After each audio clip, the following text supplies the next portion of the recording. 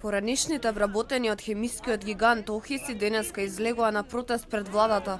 Ги бараат за останатите 24 плати и придонеси. Денеска во владата ги примија советниците на Заев и Ангјушев. Работниците добиле оверување дека ќе им бидат разгледани барањата, но не и ветување за исплата. Се договоривме, имавме солидна средба, може да се каже, и разбирање, компромис.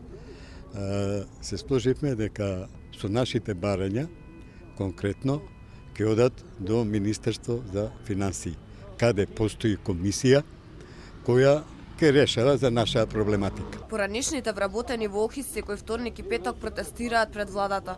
Велат животот им е мизерија, без пари тешко се обстојува.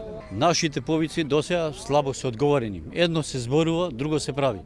Луѓето таму што и примаат, често пати кои ќе влезат, ќе излезат тоа прошниот пат што го рекле, го порекуваат. Све нови предлози.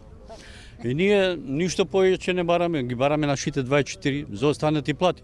За плативе 8, 16 и 24 плати жалосно е државата Република Македонија, која за жал со нашите пари изградива многу работи. Охис даваше за се, за патишта, за базени, за игралишта. Немаше што не даваше пари и помагаше.